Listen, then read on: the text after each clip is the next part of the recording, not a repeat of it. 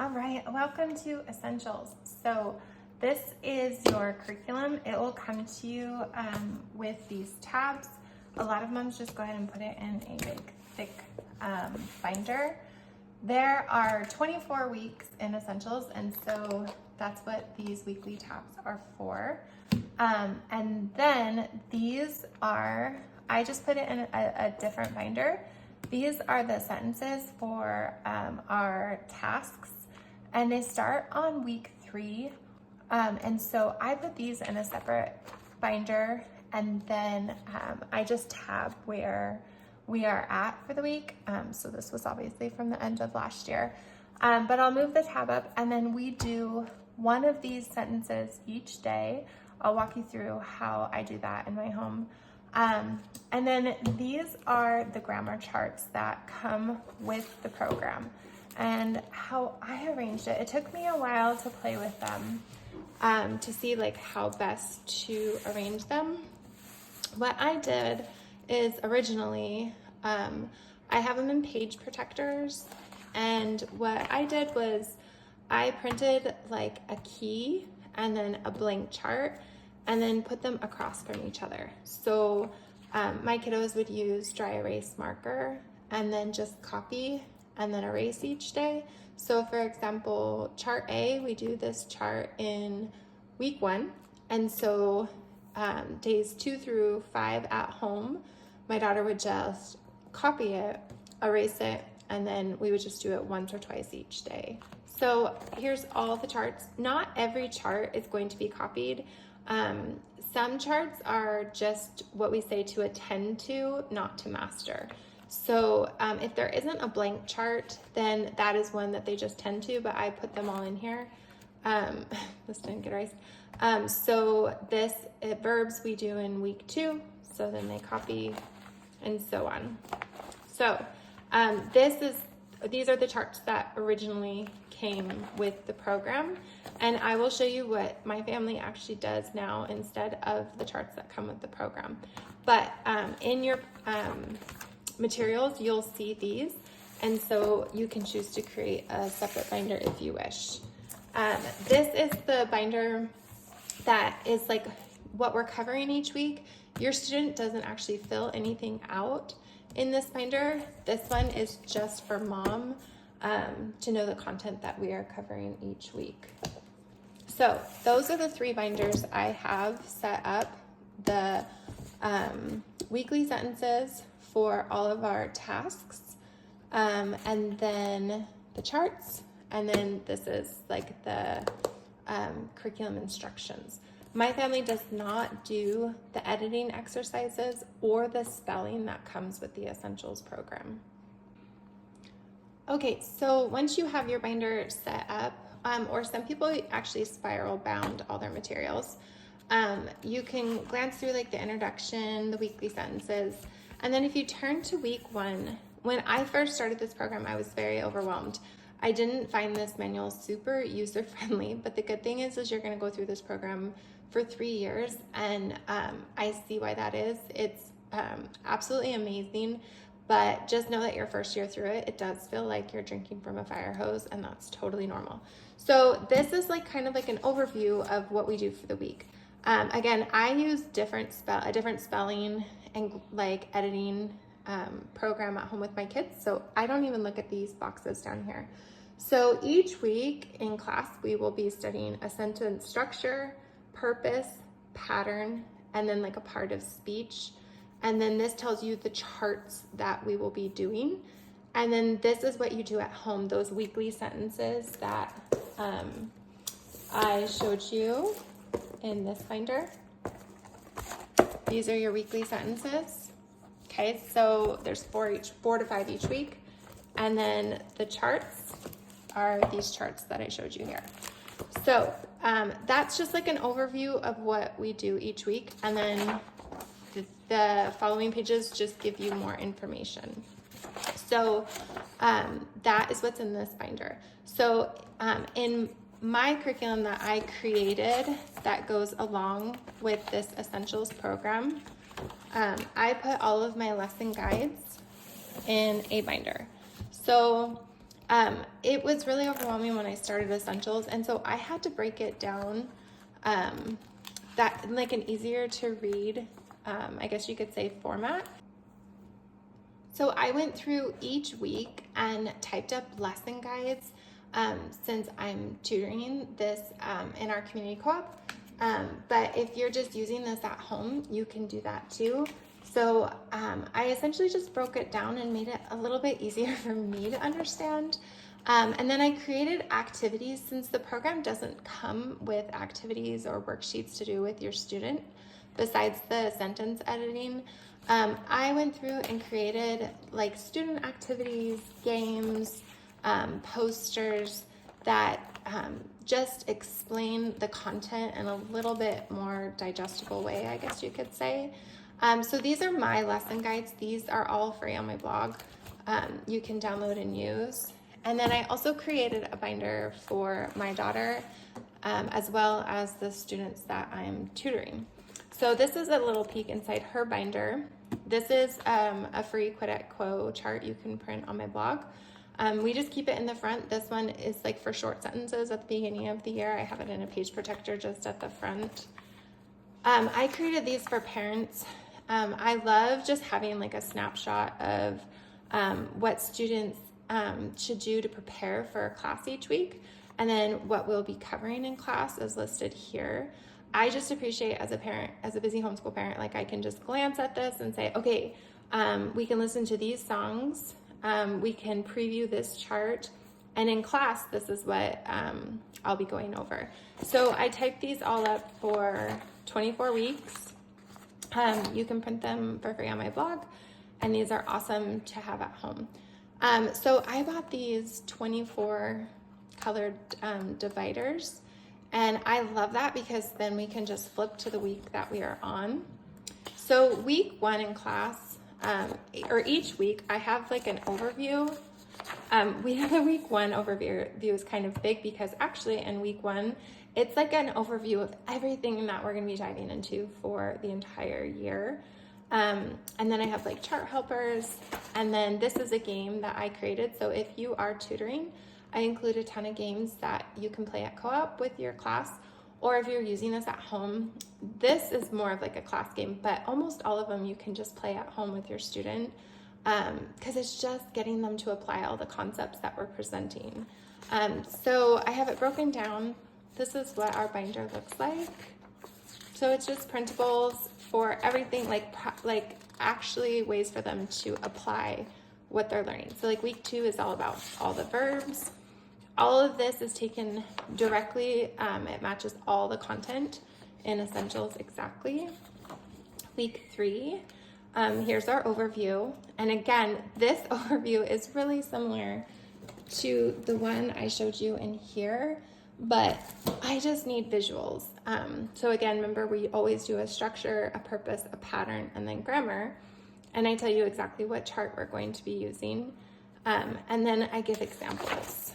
And then like this is chart E, and it is the exact same grammar chart, but just again in an easier to understand format. And then there's like activity pages that actually have them apply the different 9 noun usages that we cover on our grammar charts.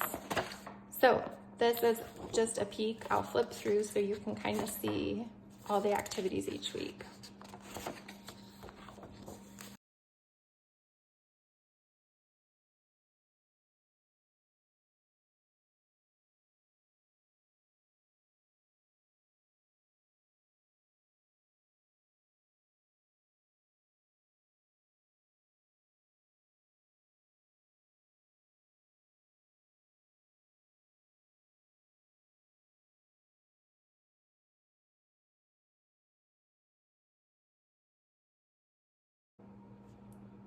So I use slides in class when I tutor.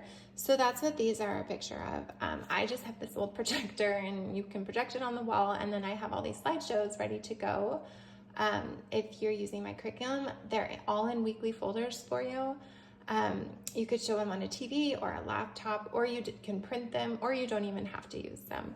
I love having them just ready to go, and then the students can really easily follow along. So the first day of class, students can follow along in their binder as I show them the slides, but really it's just an overview of everything that we're going to be doing this year.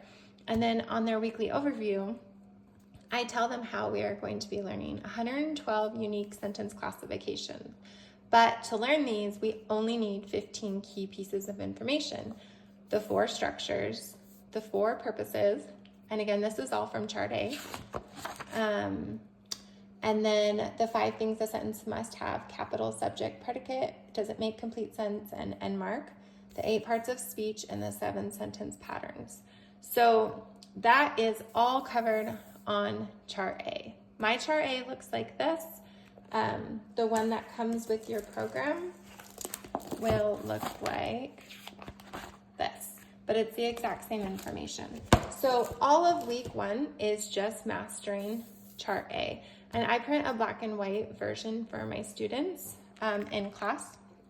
Anyway, so my lesson guides will walk you through exactly what we do. And we play a really fun game with cupcakes to help them master Chart A. So I created this.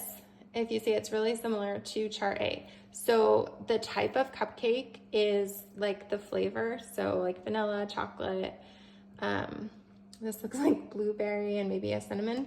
So the type of cupcake that you pick is the structure. So the 4 purposes then are the frosting flavors, and then the 7 patterns are all the different toppings that they can put on their cupcake.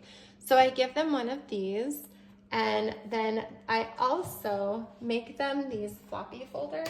So each student gets what's called a floppy folder. They look like this. So inside their floppy folders, and I will walk you through everything that's in here, but is all of the charts that I've created. They're the exact same content again as the one that comes with your program, but I love the colored versions. So they get out their floppy folders, and you can see the cupcake Chart A helper matches Chart A. So, and then at the end of class, they get to make their own cupcakes, which is super fun. But this will get them familiar with how Chart A works: purposes, structures, patterns, parts of speech, and parts of a sentence. So we play this game in class. So they have this in front of them and their Chart A. I have different size posters. You can use these big posters. So they're gonna look at this cupcake, the flavor, and then the frosting and the topping, and they have to figure out what's the structure of this cupcake, what's the purpose of this cupcake, and what's the pattern, just based on those 3 items. And then here's their key that they can use. So this letter I cupcake would be compound. It is declarative. And then the pattern would be SVLPN. So then they can write that on their recording sheet. So you can hang these like around your room, or I also have smaller versions like this, and I just still have them in a bag, but it just depends. So you can hang them around the room, you can show them on your computer or slideshow, it doesn't matter. So that's what we do. And then as they are going through, I like to show these and do the first few all together. So while you're showing a slide or they're walking around the room, however you want to do it, then let's say, okay, so this is G, cupcake G. On G, they would circle the structure. So the structure for here is, again, if you look here, it's a simple.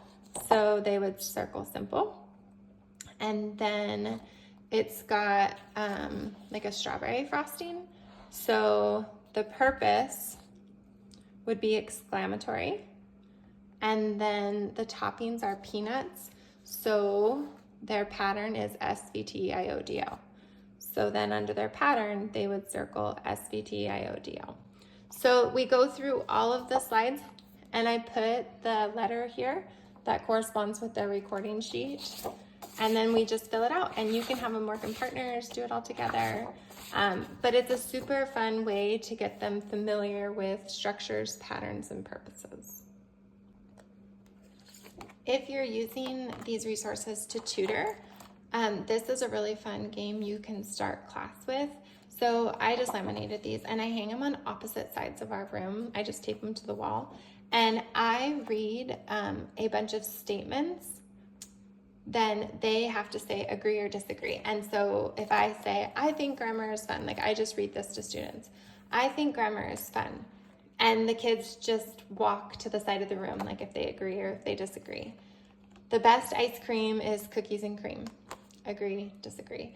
And so it's just a fun way for the kids to get up and moving and make connections with other kids, especially those first tour students who might be nervous or not know any of the kids. So this is just an optional game you can play on the first week of class as well. Okay, so I showed you how I set up my daughter's binder.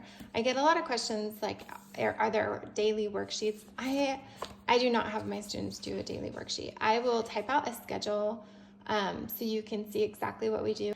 But I would say for the entirety of the EEL, it probably takes about maybe 20 to 30 minutes a day, and then she spends about 15 minutes a day on spelling as well.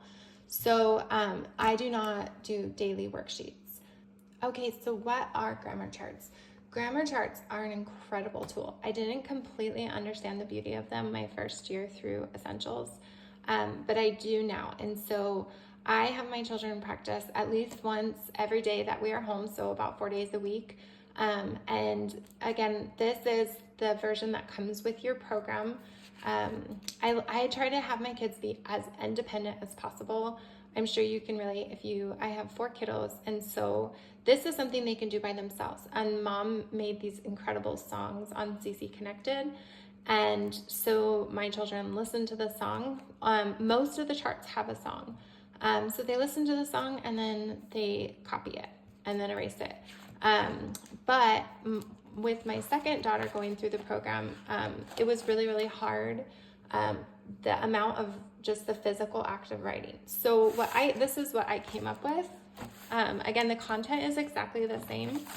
We can start with chart A, but I love the different colors.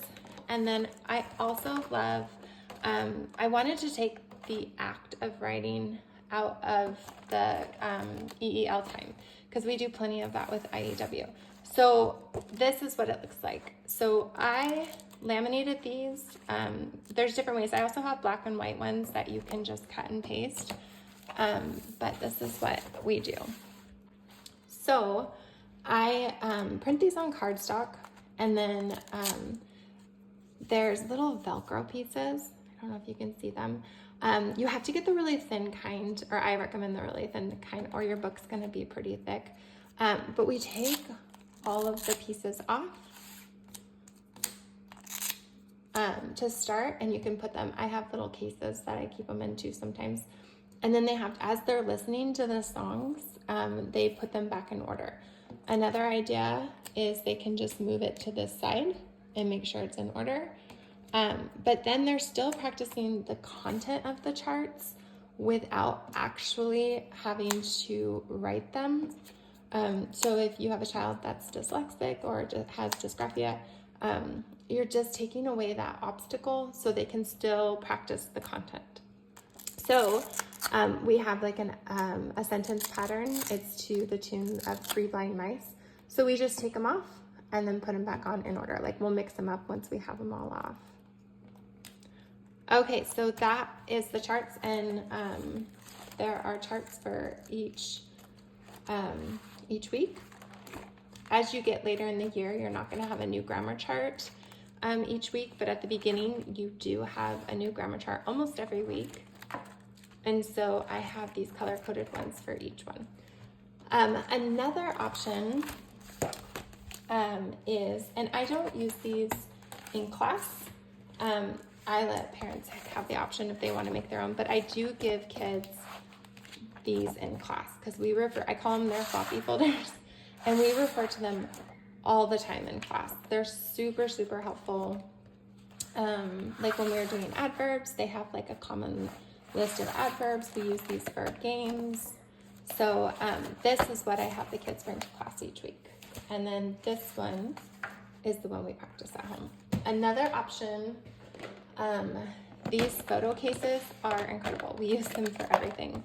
So for example, let's see, we were just doing chart A. Chart A might not even be in here. Oh, here it is. Okay, so I have these like little, they come, like I downsize them so they're miniature and they fit right there. And then they have little pieces. And then I have like a black and white version here. And so like if we were working on chart A, and again, like taking away the colors is then like just another piece of scaffolding. So for second and third tour students, you can take away the colors and do the black and white version, and then they have to know where it goes on the chart. So compound, that's one of the structures. So we go simple, compound, it would go there. So I love using these little photo storage boxes, and then also, again, giving them the scaffolding that they need so they can be as independent as possible. If you have a challenge student or lots of little ones, then you'll understand how nice it is to give kids what they need to be independent learners. So I have these, and I'll link it below. You can see exactly how I make these. I love flashcards, but I use flashcards in a very different way than many people. So like, for example, I can use these ones with my foundation students and my essential students. In some of the cycles, we cover helping verbs as part of our memory work. And then it's really important that they have those memorized by the time they get to essentials. But if they don't, that's okay. They're all right here. So we sing the song, and then they put them all in order. And then you can take this away and see if they can do it without the list in front of them. And then for your pre-readers, this is awesome because like you can give them 5 cards at a time. So like if you have like a 5 or 6-year-old who's just learning how to read, you could give them even just the first 3 words and have them put that in order. And then add 1 word each day or each week. And then they just sing the song. And then my kids do this on the living room floor. Again, practicing independently. And it's just so engaging for them because they're singing it, they're seeing the words, they're putting them in order, and they're not having to do that physical act of writing. So that is what I use these for. I also keep like my mini timeline cards in here. Mom added these to CC Connected years ago. So I have all my mini timeline cards, and then I have all of like my chart helpers in here. So that's what I use these for. So if you want to print these free guides, I'll link my blog below. And then everything for week 1. Week 1 is really different than every other week because it's just this huge overview. But I'll link everything so you can print all of week 1 and just see if that works well for your student. Because again, I get questions all the time if you can use these at home, and the answer is yes. You can use these at home or if you tutor.